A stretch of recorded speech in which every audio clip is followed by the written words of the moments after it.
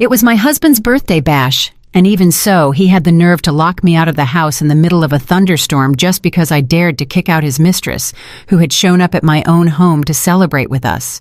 While I was shivering out in the rain, I watched through the window as they laughed, ate, and opened gifts like nothing was wrong. An hour later, a luxury black car pulled up in front of the house.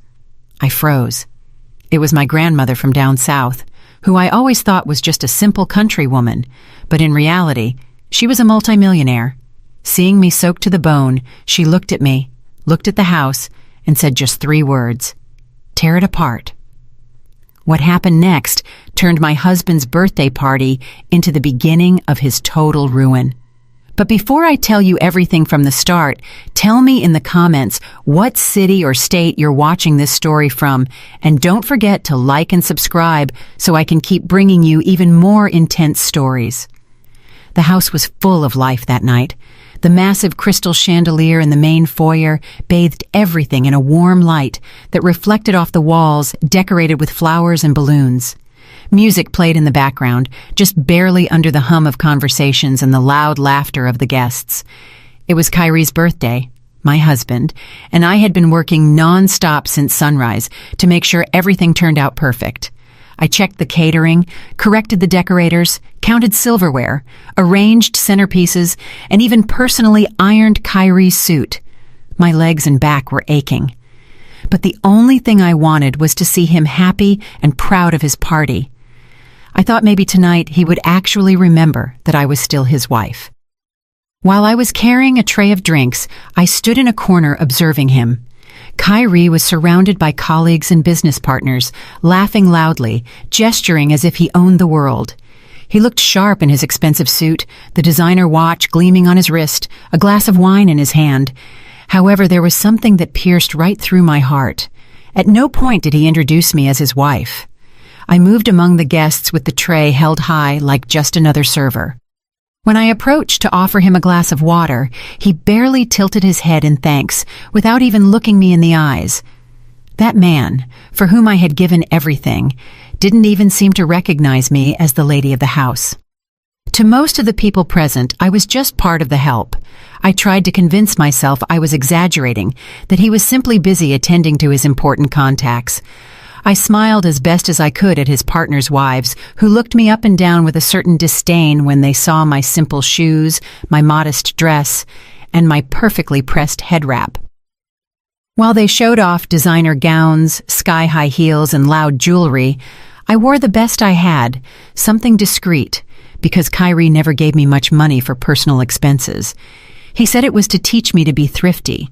Inside, my pride was burning, but I swallowed it all.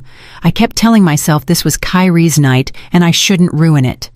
Suddenly, the guests' gazes started drifting toward the entrance. The conversations died down little by little, replaced by murmurs of admiration. I turned my head and saw a woman enter who looked like she had just stepped off a red carpet. It was Vianne. She was wearing a tight, sparkling party dress that hugged every curve of her body. Her makeup was flawless, her hair styled in soft waves cascading over her shoulders. She walked with a confidence that filled the room, as if she knew every eye belonged to her. But what really hurt me was looking at Kyrie in that moment. As soon as he saw her, his face lit up much more than when he had seen me that same morning.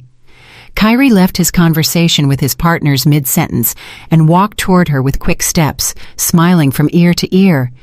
"Vianne, what a surprise," he said with almost childish excitement. She clung to his arm, pressing her body against his, without a shred of shame in front of everyone. Nobody seemed scandalized that she was hugging a married man like that, let alone the owner of the house. I stood rooted to the spot with the tray trembling in my hands. I felt my blood run cold. As if that wasn't enough, Mama Eudora, my mother-in-law, appeared. She had always been hard on me, critical. She never had a kind word. But seeing Vianne, she transformed. She hugged her as if she were a daughter she hadn't seen in years. She showered her with kisses and smiles. "Well, look who is here," Mama Eudora exclaimed, almost singing. "You look gorgeous, baby girl. Come, I'm going to introduce you to everyone."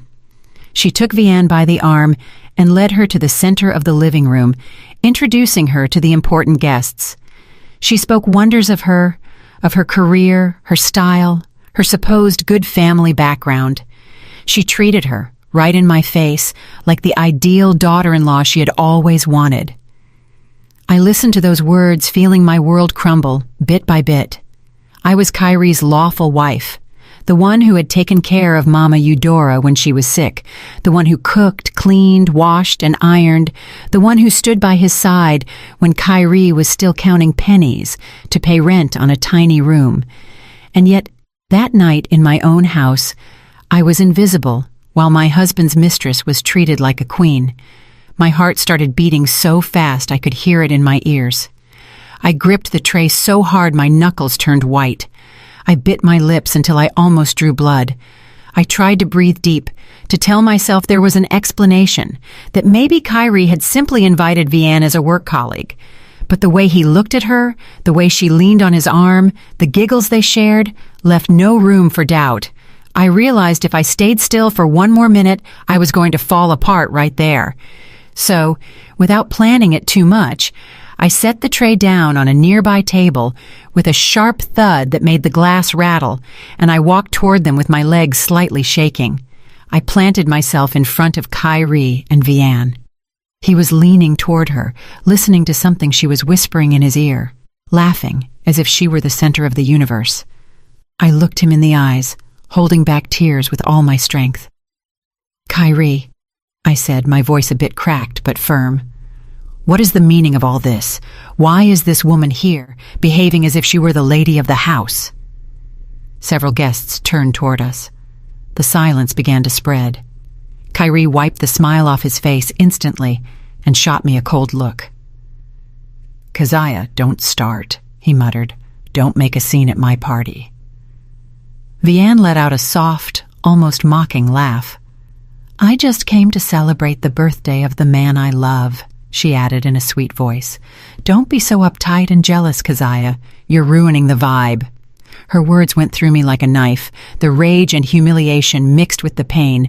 I felt the blood rushing to my face. Then I pointed to the front door. "This is my house," I said loudly so everyone could hear me. "And he is my lawful husband. I am asking you to leave right now, Vianne. You are not welcome here." The room went silent. Some guests held their breath. The music was still playing, but in a second someone turned it off. The clinking of a couple of glasses stopped abruptly. Mama Eudora reacted instantly and stepped between us. "What a lack of respect!" she yelled. "How dare you kick out an important guest? Vianne has much more class than you, and she fits better in this atmosphere. You are just making a fool of yourself." Every word of hers was like a slap in the face in front of everyone. I looked at her in disbelief.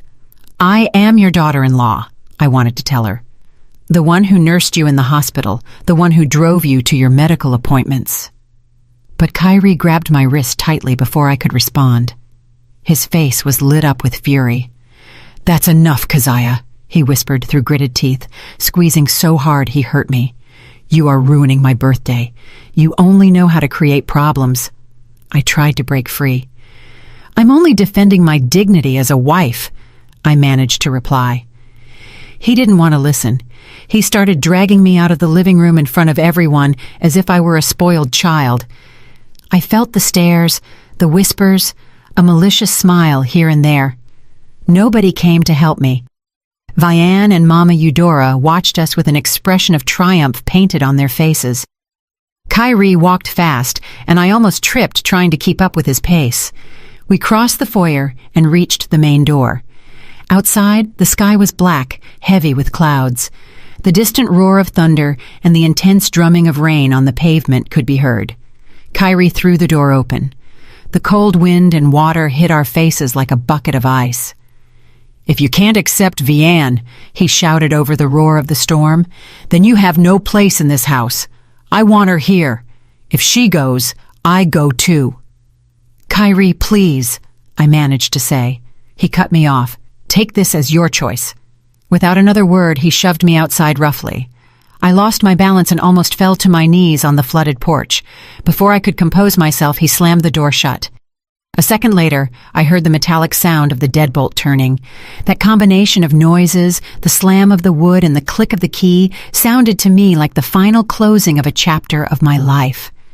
I stood motionless for a moment with my back to the door, feeling the rain infiltrating every seam of my clothes. My dress stuck to my body, my head wrap got soaked, and water started dripping down my neck. I was so cold my teeth were chattering. I turned around again and started pounding on the door with my fists. "Kyrie! Kyrie, open up!" I screamed with all my might. I knocked again and again, but nobody answered. The sound of the music started playing faintly from the other side, as if the party had resumed. The rain intensified.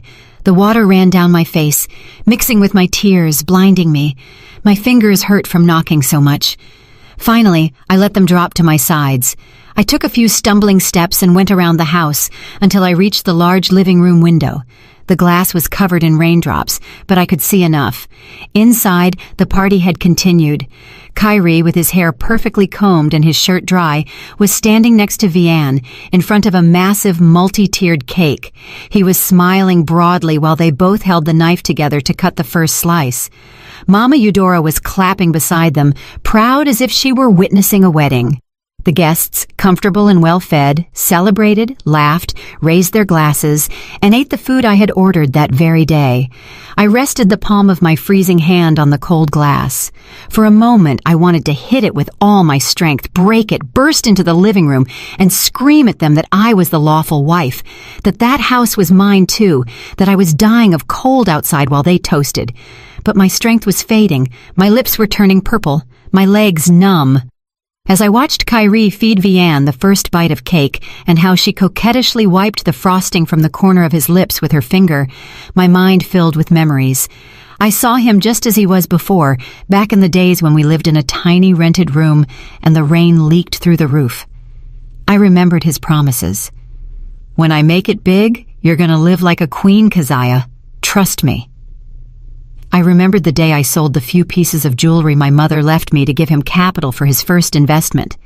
I remembered the times I ate stale bread with salt while he took a proper lunch like a businessman to his meetings. I had done all that convinced that we were doing it as a couple, that we were fighting together. And now he was sharing cake with another woman in a house bought largely thanks to the sacrifices I made for love. I don't know how long I stood by the window. The rain soaked me to the soul. Every second became heavier, as if the clock had stopped. The cold wasn't just discomfort anymore. It was a deep ache in my bones. Finally, my legs stopped holding me up. I let myself fall onto the patio floor on the flooded pavement. The water rose up the hem of my dress, surrounded me, froze me. Shaking uncontrollably, I hugged my own shoulders. My breathing became jagged, as if the air had decided to abandon me. I closed my eyes, and between gasps, I prayed in silence. God, if tonight is my last night, don't let all this pain go without justice. Let them see what they have done. I felt sleep pulling me toward a dark well. Suddenly, an intense light filtered through my eyelids. It wasn't lightning. It was a steady, powerful beam approaching. I opened my eyes with difficulty. A huge black car was cutting through the rain and stopping in front of the gate. The shine of the emblem on the hood told me it was a luxury vehicle, one of those only true multimillionaires own. The engine stopped, and almost at the same time, the front door opened. A chauffeur in a dark suit and cap got out quickly, opened a massive black umbrella, and went around the car to the back door. The rain bounced off the umbrella as he opened it with a practiced motion. Then he opened the rear passenger door with a respectful gesture. First, I saw a foot with a low-heeled shoe, elegant and high quality, touching the wet ground firmly. Then appeared an older woman, back straight despite her years, wrapped in a thick coat. In one hand she carried a cane with a gold handle that shone in the porch light. Her eyes scanned the garden, the entrance, the house, until they landed on me, lying on the soaked ground. Her features hardened. She approached quickly, ignoring the puddles splashing the hem of her coat. When she reached me, I recognized her. "Grandma?" I whispered with a thread of a voice. It was my Grandma Hattie, the same one who lived in a remote little town down south, who came sometimes with bushels of rice, collard greens, and fruit, saying it was all from her garden. I had always thought she lived, like so many elderly folks, off a small patch of land. She knelt beside me without caring about the water, took my face in her warm hands, and frowned, full of worry and fury. "Keziah, my baby," she said, "what have they done to you?" She took off her coat and placed it over me, wrapping me firmly, while the chauffeur and 2 other tall men, clearly bodyguards, approached and stood a few steps back, waiting for orders. My grandmother looked up toward the large illuminated window. From our position, you could clearly see Kyrie, Vianne, and Mama Eudora laughing by the cake, as if nothing bad were happening on the same property. An expression I had never seen before appeared on my grandmother's face. Her lips tightened into a tense line. Her gaze became sharp, almost cutting. She stood up with the help of her cane, and without taking her eyes off the house, murmured, but with a tone so firm it sounded like a military order, "Tear it apart!" The bodyguards nodded immediately. They didn't ask anything. They started moving toward the front door, walking with decisive steps. The chauffeur helped me get up with enormous care, as if he feared I might break, and opened the umbrella over me and my grandmother as we headed after them. The first 2 bodyguards reached the main gate. They didn't waste time ringing the doorbell or knocking politely. One stepped forward, planted his foot against the door, and delivered a dry, brutal kick. The crash resonated through the entire interior foyer. The lock gave way. The door flew wide open, hitting the wall. The cold, damp wind rushed into the living room, dragging with it the smell of rain and wet earth. But also something else, the forecast of a storm that this time would fall on those inside. In the living room, the guests froze. The music stopped.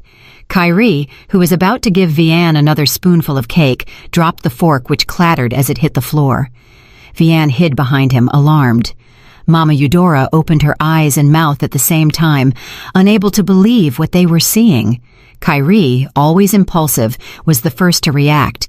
He lunged toward the door, furious.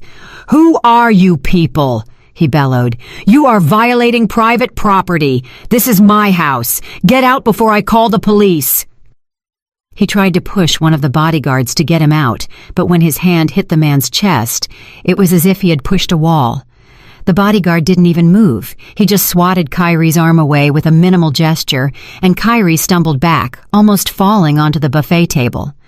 By then, all of my grandmother's men had entered and were positioning themselves at different points in the living room, forming a semicircle that isolated the entrance. The guests, with glasses still in hand, didn't know what to do. It was at that moment that my grandmother and I walked in.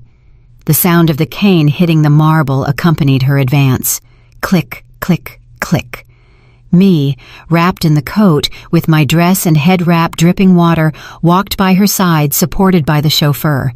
My appearance contrasted totally with the luxury of the living room. Water dripped from my clothes onto the shiny floor, leaving a trail of moisture. A murmur ran through the remaining guests. Kyrie looked at us, first confused, then indignant. Mama Eudora, trying to recover her role as the lady of the house, let out a sarcastic laugh. "Well, well," she said, "I thought they were robbers, and it turns out it's Keziah's country grandma." What a pathetic scene. Vianne relaxed a bit hearing that, and allowed herself to smile with superiority. "Came to beg for food, did you?" Mama Eudora added with contempt. "This is a private party." My grandmother didn't answer immediately. She stopped under the crystal chandelier, lifted her chin, and looked at Kyrie, Mama Eudora, and Vianne one by one. Her cold gaze made more than one guest lower their eyes. She struck the floor hard with the tip of her cane. "I haven't come to ask for anything," she said in a tone that silenced even the boldest. "I have come to take back what 3 ungrateful people should never have enjoyed." Kyrie crossed his arms. "What are you talking about?" he scoffed. "This house is mine. Keziah, get your grandma out of here. She's gone senile. If you don't leave, I'm going to have the community security drag you out. It disgusts me to see the floor stained by the water you're tracking in. One of the bodyguards took a step toward Kyrie, ready to silence him by force, but my grandmother raised her hand. She didn't say, "I'll handle it." She turned to me, adjusted my head wrap with infinite tenderness, and whispered, "Watch closely, baby. Tonight you're going to see how life returns everything they did to you." Then, without taking her eyes off Kyrie, she made a barely perceptible gesture with her head toward her head of security. That was enough. The bodyguards dispersed in silence. One approached the cake table, that tower that moments before had been the pride of the room. He placed both hands on the stand and with a single shove threw it to the floor. The giant cake smashed against the marble with a crash, spreading layers of sponge and frosting everywhere. The guests let out stifled gasps. Before they could react, another bodyguard planted himself next to the long buffet table and yanked the tablecloth hard. Plates, silver platters, salad bowls, crystal glasses, everything came crashing down. The sound of breaking glass was deafening. The food I had ordered with so much effort scattered across the floor as if it were garbage. Some female guests screamed in fear, moving away to avoid being hit by shards of glass. A third bodyguard pulled at the structure of balloons and flowers, which fell over several chairs. Another in the back kicked a huge portrait Kyrie had commissioned of himself and Vianne. The frame broke, the glass shattered. The perfect image of the happy couple ended up on the floor, trampled. The room, which minutes before had been a scene of luxury, transformed into a battlefield. Kyrie tried to push through to stop the destruction, but two bodyguards stood in his way, firm as pillars. Mama Eudora was shouting insults at my grandmother, calling her a crazy old woman and a barbarian, while she watched her expensive furniture being dragged, her ornaments broken, her centerpieces destroyed. My grandmother remained in the center, observing everything with calculated coldness.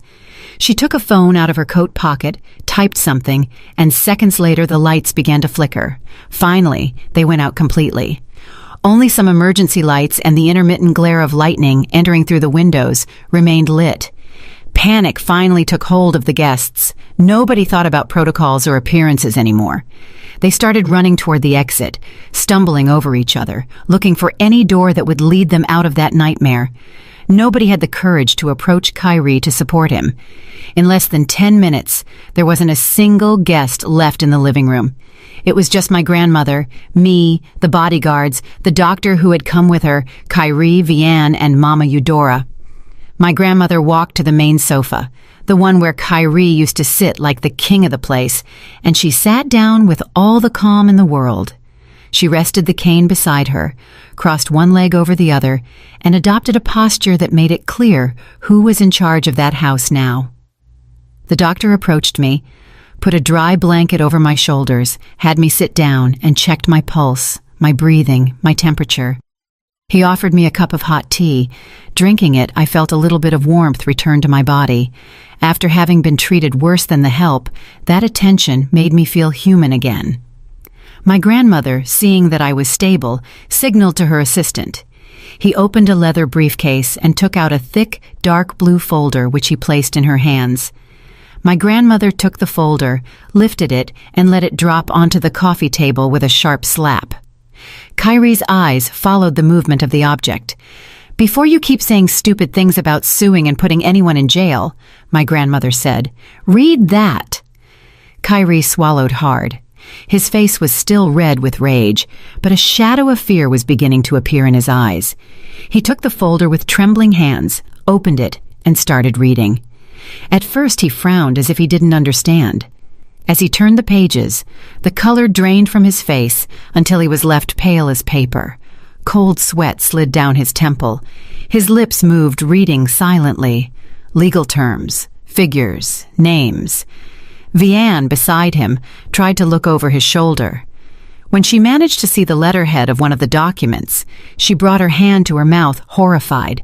Mama Eudora, impatient, snatched a sheet from the folder to see it for herself. She read a few lines and her legs gave way. She fell sitting on the floor, powerless. The folder contained the real property title of the house, the loan contracts, and a debt acknowledgement from Kyrie's company for several $1 million. In those papers, it clearly read that the owner of the home was not Kyrie, but a corporation called Sterling Legacy Group. And the absolute owner of that group was my grandmother, Hattie Sterling. Furthermore, documents were included proving that Kyrie had siphoned money from the company to pay for the house, the cars, the parties, even trips with Vianne. The clauses were clear. Upon verification of the breach and misuse of funds, all assets acquired with that money were seized immediately. Legally, at that instant, the house ceased to be under his use. My grandmother leaned back on the sofa and spoke with a steady voice. "For years," she said, "I was the anonymous investor who sustained the company where you work. I invested in that business for one reason only, Keziah. I wanted my granddaughter to have a comfortable life. I didn't want you to know who put up the money so you wouldn't feel like less of a man. I gave you opportunities, capital, trust. And what did you do with that? You cheated on my baby. You humiliated her. You kicked her out of her own house into the rain to bring in your mistress." Kyrie shook his head. No, this can't be," he stammered. "You are an old country woman. You always come with sacks of rice. How can you be the owner of a corporate group? These papers are fake. I invite you to go to the notary tomorrow, to the public registry, to the bank that appears there," my grandmother replied. "They will tell you the same thing. And if you prefer, I'll introduce you to my lawyer, who also happened to be your boss on the board of directors." Mama Eudora, still on the floor, crawled toward the sofa. "Miss Hattie, please," she moaned. "This is all a misunderstanding. I never wanted to hurt Keziah. I just thought Vianne could help our son rise higher in life. I didn't know who you were. Please, don't take the house from us. We are family." She clung to the edge of the sofa, trying to touch my grandmother's skirt, but one of the bodyguards stepped in and moved her aside gently, but without allowing contact. The scene was pitiful. The same woman who had humiliated me hours before was now crawling, willing to say anything just to keep her comfort. Vianne, meanwhile, started backing away slowly toward a side door, clutching her purse against her body. My grandmother saw her and lifted her chin slightly. The head of security moved fast, stood in front of Vianne, and held out his hand. "The purse," he ordered. Vianne clutched it tighter. "It's mine," she replied nervously. "Who do you think you are to ask me for this?" The bodyguard snatched it from her effortlessly and dumped it upside down onto a table. Several gold rings, necklaces, and bracelets fell out, which Mama Eudora recognized instantly as hers. "Thief!" she screamed, forgetting her victim role for a second. "No wonder you liked hugging me so much." My grandmother didn't even dedicate a word to Vianne. She struck the floor with her cane. "I am not interested in your fake apologies or your tears," she said, looking at the three of them. "I am only interested in justice for my granddaughter. From this moment on, this house, the cars, the furniture, and everything you bought with company money are mine. You have 10 minutes to disappear from here without bags, without suitcases, without jewelry, only with what you are wearing." Kyrie opened his mouth to protest. "This is illegal. You can't leave us on the street. I built this house with my effort." "You built it with my money," my grandmother interrupted him. "I decide who it belongs to. 10 minutes, Kyrie, not one more. And if at the end of that time you are still here, you will leave like you put my granddaughter out. By force." She looked at her watch. The time started running. Kyrie lunged toward the stairs to go up to the master bedroom to grab something, anything, an expensive watch, money, documents. 2 bodyguards crossed into his path. "I want to go in," he pleaded. "I just need my wallet and my phone." "Madam's orders," one replied without moving. "Nobody enters any room. Everything is seized." Kyrie changed targets. He ran toward the table where the keys to his sports car were, but a bodyguard beat him to it, took them, and pocketed them. Meanwhile, Mama Eudora crawled toward me. She tried to take my hand. "Keziah, baby, you are a good woman," she cried. "Tell your grandma not to do this to us. We are your family. How are you going to allow your husband and your mother-in-law to sleep on the street?" She looked at me desperately, expecting to see the same submissive woman as always. I pulled my hand away.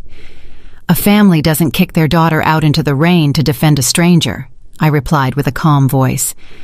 "A family doesn't make fun of her pain or call her an embarrassment in front of everyone. Today, you are just tasting a little bit of what you did to me." She wanted to speak, but the words got stuck in her throat. The 10 minutes ran out. My grandmother raised the cane and struck the floor. The bodyguards activated. They formed a cordon around Kyrie, Mama Eudora, and Vianne, and started pushing them toward the exit. They resisted, cried, screamed, tried to grab onto the furniture, the walls, the door frames. It was no use. They were taken to the threshold and shoved onto the porch, which was still flooded by rain. The wind whipped their faces. Their expensive clothes stuck to their bodies. The door slammed shut behind them, and the deadbolt sounded clearly. It was exactly the same sound I had heard when Kyrie kicked me out. Only now we were reversed. Me inside, dry and safe. Them outside, soaked. My grandmother turned to the house staff, who had kept apart out of fear of Kyrie and Mama Eudora. "I want you to clean all this up," she ordered, "and gather all the personal things of those three, clothes, photos, papers, memories. Whatever is worth donating gets donated. Whatever isn't gets destroyed. I don't want traces of them in this house." I looked out the window. Outside, Kyrie was pounding on the door with his fists, screaming, but his voice was lost in the roar of the storm. Mama Eudora was wailing loudly, sobbing Kyrie's name as if he were a child who had a toy taken away. Vianne was looking toward the street, calculating her next move. Inside me, there was no trace of compassion left, just a feeling of sad calm. Finally, life was teaching them what it was like to be on the other side. The rain kept falling on them without mercy. In a matter of minutes, their elegant clothes were as soaked as mine had been. Their hairstyles were ruined.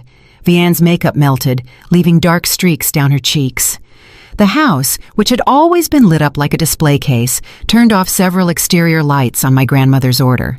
The street in front of the mansion was left semi-dark, barely lit by distant street lamps. The guests' cars had already disappeared. None had stayed to offer help. Just like that, it was known instantly that friendships built on money and prestige disappear at the first clap of thunder.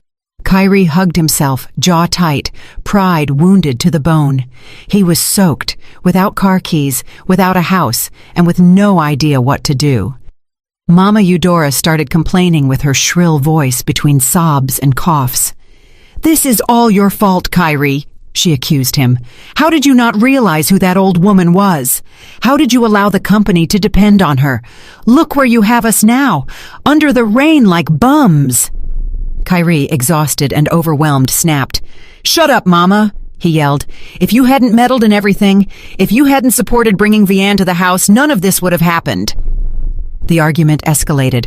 Vianne, standing at a certain distance, looked at them with a mixture of rage and contempt. Her dress stuck to her body, her heels sinking into the mud. She didn't shed tears, only gritted her teeth. "You know what?" she exclaimed finally. "I am not going to stay here freezing with you two. I wasn't born to be poor."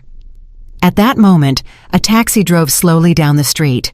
Vianne ran toward the gate, waving desperately. The taxi stopped. Kyrie tried to approach. "Vianne, wait. Let's go together. We can start from scratch somewhere else." "With you?" She let out a bitter laugh. "To do what? To live in a shack and eat scraps?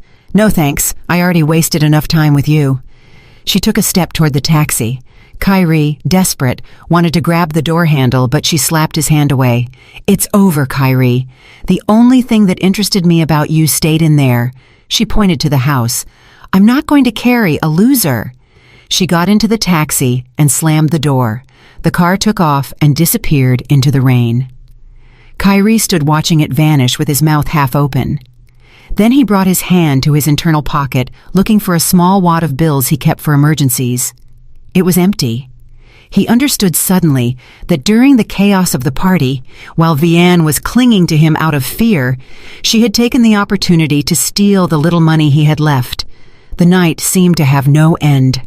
Wet and shivering, Kyrie and Mama Eudora wandered the streets looking for some roof to take shelter under.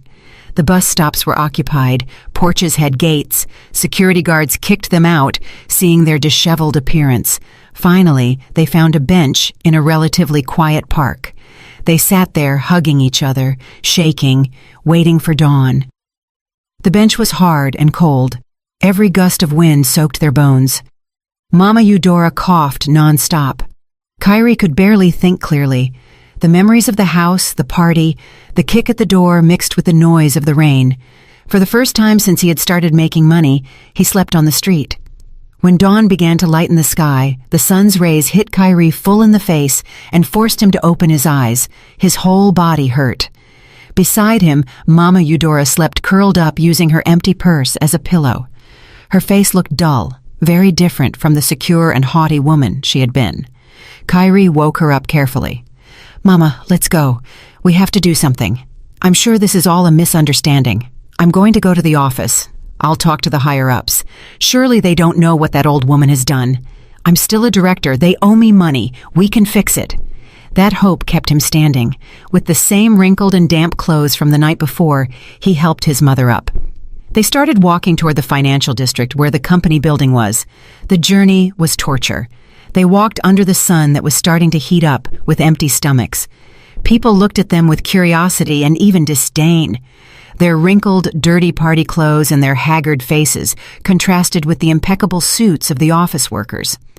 Upon arriving at the lobby of the company building, Kyrie tried to regain his composure.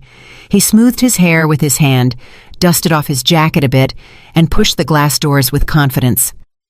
But he had barely taken a few steps when the security guards, who used to greet him with respect, blocked his path. "Mr. Kyrie, you cannot enter," said one of them. Kyrie became indignant. "What are you talking about? I am your boss. Move aside before I fire you." "Not anymore, sir," replied the guard with an uncomfortable but firm expression. "A memo arrived this morning. You are fired effective immediately. Furthermore, you are banned from entering the building. Your name is on the blacklist. I'm sorry." "I want to see that memo," demanded Kyrie. The guard, with a sigh, led him to the reception desk. There, stuck to a panel, was a sheet with the company letterhead, and at the bottom, the signature of a legal representative. The text clearly stated that Kyrie was dismissed for violating the code of ethics, for misuse of funds, and for damages to the company's reputation. It also specified that they would proceed with the seizure of all his assets to cover the losses. There was even a photo of him next to the indication, "Person not authorized to enter." Employees passing nearby stared with curiosity. Some, who used to laugh at Kyrie's jokes, now whispered behind his back, discussing the scandal. He felt the floor opening under his feet. The guards escorted him to the exit. "You can't do this to me," Kyrie repeated, talking more to the company than to them. "I need to get in. I have personal things inside." "All your belongings are being reviewed by the legal department," one of the guards replied. "If there is anything considered truly personal, they will have it sent to you. For now, you have to leave." They pushed him gently toward the street, and the glass doors closed behind him. The life he had built around his office was over. Not giving up entirely, Kyrie thought of his savings account. He clearly remembered accumulating a considerable sum in his personal account. He left Mama Eudora waiting on a nearby bench and ran to the nearest bank branch. He entered, panting, asked to speak to an advisor claiming he had lost his wallet and needed to withdraw money with his ID. A kind employee attended him, took his details, entered the information into the computer, and as she read the screen, her face turned serious. "Mr. Kyrie," she said finally, "I regret to inform you that all your accounts have been frozen by court order. It says here there is a lawsuit for embezzlement of funds and that the creditors have requested the total blockage of your assets. Until the process is resolved, you cannot withdraw a single cent." "That is impossible," Kyrie stammered. "That money is mine." "I'm sorry," repeated the employee. "I can't do anything." He left the bank stumbling, his head spinning. The last hope of having some money had vanished. He returned to the park bench where his mother was waiting. She looked at him with eyes full of expectation, voice hoarse from cold and crying. "Well, did you bring money? Let's go eat." Kyrie shook his head. The words wouldn't come out. Mama Eudora brought her hands to her face and began to cry again, this time with the deep cry of someone who feels the ground disappearing. Hunger started biting at their stomachs. Kyrie checked his jacket, rummaged in a secret inner pocket where he used to keep a few reserve bills. He found nothing. He remembered then Vianne's contact at the party, how she stuck to him, how she hugged him. He understood she had also taken that money. He let out a curse, but it was of little use. Finally, with the little they had left in coins, they bought a loaf of bread to share. It was all they could afford that day. Later, desperate to get some cash, Kyrie sold his most expensive suit at a flea market. The buyer gave him a ridiculous fraction of what it was worth. Even so, that money was enough to rent a miserable little room for a week in a humid alleyway and to buy a few portions of cheap food. The room was small, with walls full of damp stains, a tin roof, an old mattress on the floor, and a single bulb hanging from the ceiling. The smell of stale air mixed with the sewage outside. Mama Eudora covered her nose upon entering. "I can't live like this," she complained. "This is worse than a chicken coop." "It's what there is," replied Kyrie, exhausted. "Either this or the street. Keep your mouth shut and be grateful we at least have a roof." That first night they ate in silence, sharing a plate of rice with some cheap stew. Outside voices were heard, arguments from neighbors, someone's TV at full volume, mosquitoes buzzed in the darkness. Mama Eudora coughed more and more. Accessing doctors and medicine was now a luxury they couldn't afford. While they were falling, my life was taking a turn in the opposite direction. My grandmother took me to her main mansion, a spacious estate surrounded by green gardens far from the noise of the city center. There, for the first time in a long time, I woke up in a comfortable bed with clean and soft sheets, without having to get up early to prepare breakfasts or 1,000 special coffees for anyone. The house staff treated me with respect, calling me Ms. Kazia, offering help with laundry, with food, with everything. But my grandmother didn't want me to stay in the position of a protected child. "Money without character will make you vulnerable," she told me. "You are going to learn how to handle what is yours, and if anyone tries to step on you again, they won't have anywhere to attack." Thus began my true transformation. Every day my grandmother sat with me in her office. She explained how the Sterling Legacy Group worked, the real estate projects, the investments, the alliances. She taught me to read financial statements, to understand contracts, to identify risks. At first, I felt intimidated. I had spent years between the kitchen and the laundry room, but soon I understood that deep down I had always had the capacity to organize, to foresee, to manage. Only nobody had given me the opportunity. My grandmother insisted firmly, but always from a place of love. "I don't want the next Kyrie that appears in your life to tell you that you aren't worth anything. I want him to know that if he loses you, he loses everything." My exterior appearance started to reflect my interior change. I left behind the worn-out clothes I had used for so many years and started dressing in elegant and understated outfits in line with my faith and my new role. My head wraps became part of a curated style, not a sad obligation. Soft makeup returned color to my face. When I looked in the mirror and barely recognized the woman looking back at me, instead of the scared and always apologizing wife, I saw someone who finally knew her worth.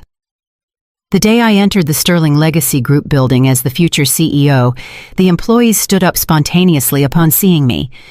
I walked to the front of the boardroom and presided over my first meeting. There were nerves, yes, but also a certainty. I didn't have to ask any man for permission to be there. The news didn't take long to reach the media. They spoke of me as the hidden heiress, the new face of the Sterling Group. One afternoon, Kyrie, now turned into a loader at the market, took refuge in a small coffee stand to dodge the rain. He sat on a plastic chair with his back aching from the weight of the boxes he had carried. Above his head, an old television was broadcasting the news. Looking up, he saw my image on the screen. I was sitting in a TV studio answering questions about new housing projects and the company's social programs. My voice sounded secure. My eyes shone. Kyrie stood transfixed, watching. It took him a few seconds to accept it was me. I looked like another person. He felt a knot in his throat. For the first time, regret pierced him beyond the issue of money. He understood he had thrown something infinitely valuable into the mud. Immediately, his mind started looking for ways out. Keziah has always been good, he told himself. She always forgave me. Maybe if I beg her forgiveness on my knees, she will accept me again. She has a big heart. We could start over. The next day, he decided to play his last card. He used the little he had to pay for transport to the financial district and planted himself in front of the Sterling Legacy Group skyscraper. He entered the lobby that looked like marble and glass with his heart pounding in his chest. He approached the reception desk. "I want to see Ms. Keziah," he said, trying to sound confident. "I am her husband." The receptionist scanned him with her gaze. The worn clothes, the stubble of several days, the smell of sweat and the market. Feigning professional calm, she discreetly pressed a button to call security. Through the intercom, she said, "There is a disturbed man claiming to be the director's husband. He seems not to be in his right mind." Kyrie raised his voice. "Tell her to come down. Tell her Kyrie is here. She knows me. I'm her husband." Some employees passing by turned to see what was happening. Stifled giggles were heard. 3 security guards, different from those at his old company but just as firm, approached. "You have to leave, sir," said one. "I am not going to move until I see her," insisted Kyrie. "Tell her I am here." The guards didn't argue. Each grabbed him by an arm and led him toward the exit while he tried to break free, shouting my name. They removed him to the sidewalk and released him there in front of the building. At that moment, a luxury car stopped in front of the main entrance. A chauffeur opened the back door. I got out of the car with my work folder in hand, followed by my assistant. Kyrie, upon seeing me, felt an electric shock. "Keziah!" he screamed. "Keziah, it's me!" He tried to run toward me, but the guards blocked him before he got too close. I heard my name in the distance, and by reflex turned my head. Our eyes met for an instant. In his, I saw desperation, fear, nostalgia. In mine, there was no longer love nor hate, only an immense distance.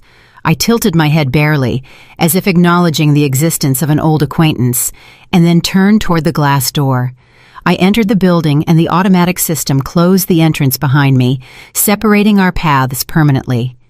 Kyrie remained on the sidewalk with his hands hanging at his sides while people walked around him without paying attention.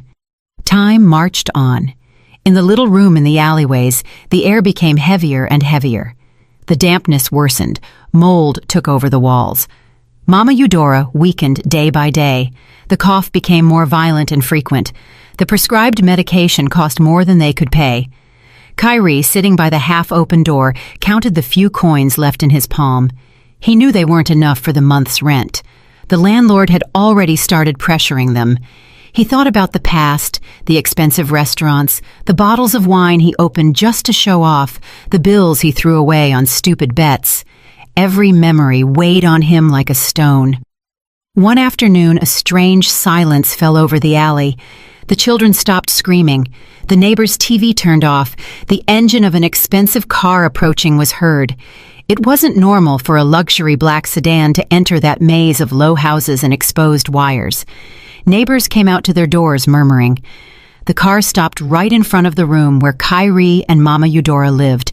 The chauffeur got out, opened the back door, and from it, I descended with 2 bodyguards. I was wearing an elegant suit. My head wrap was impeccable. My shoes didn't have a single stain. My presence clashed with the surroundings, but I maintained a firm countenance. Kyrie, who was in the doorway, saw me and stood up abruptly. "Keziah," he whispered, disbelieving what he saw.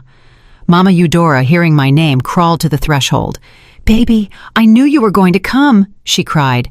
"I knew you weren't going to abandon us. Surely you've come to take us home, right?" I raised my gaze toward them. I didn't get any closer. I stayed at a prudent distance with my bodyguards, forming an almost invisible barrier around me. My assistant approached Kyrie and extended a large manila envelope to him. Kyrie took it with trembling hands, full of hope. He thought he would find money inside. He opened it and took out several documents. His eyes scanned the first page from top to bottom. His heart plummeted. They were divorce papers. Listed, there were all his faults: infidelity, psychological abuse, abandonment, and the night he kicked me out into the rain. I spoke up. "I want you to sign them," I said with a firm voice, but without shouting. "I don't want this process to drag on. I need to close this chapter. I don't want to remain linked to you, not even on paper." Mama Eudora started sobbing loudly. "Don't do it, daughter," she pleaded. "Don't destroy your family. I promise I'm going to be a good mother-in-law. I made a mistake, but we all make mistakes. I beg you, don't leave us like this." I looked at her for an instant. "Family didn't defend me when I needed it," I replied. "When I was outside the house soaking wet, you were inside clapping for your son's mistress. That is not family." Then I took out a smaller white envelope and placed it on an old chair on the porch. "There is some money in there," I added. "It is not compensation or alimony or anything like that. It is charity. I give it because I have an obligation to help the poor. Use it for medicine and food for a few days. After that, there will be no more. To me, you two are now just two strangers I once knew." Without waiting for an answer, I turned around and returned to the car. Mama Eudora's sobs and Kyrie's stifled protests remained behind. My bodyguards closed the door. The car took off. The divorce moved fast. The day of the court hearing, the sky was overcast. Kyrie attended with a borrowed shirt, without a lawyer to represent him. I arrived with my legal team. The judge heard the evidence, which was overwhelming. The sentence was clear. The marriage was dissolved. I kept all my assets, and he had no right to claim anything. Upon leaving the courthouse, Kyrie tried to run toward me one more time, but my bodyguards blocked his path. I got in the car, they closed the door, and we left. Not another word was needed. When Kyrie arrived back at the alleyway where the rented room was, he found the few belongings of his and his mother piled outside. The landlord had decided to kick them out for lack of payment. The month was about to start again, and he didn't want problems. Mama Eudora was sitting on the sidewalk hugging a bundle of old clothes. The sky opened up in rain again. They had nowhere to go. They sought shelter under the overhang of a closed shop. They sat on the floor, surrounded by plastic bags, looking at the wet street.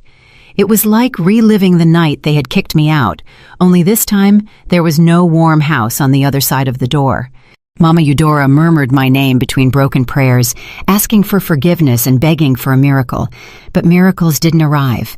The rain was falling hard when a luxury black car passed slowly down the nearby avenue, trapped in traffic. It was my grandmother's Rolls-Royce. Kyrie recognized it immediately. Through the glass, fogged up but illuminated by the streetlights, he could see the interior.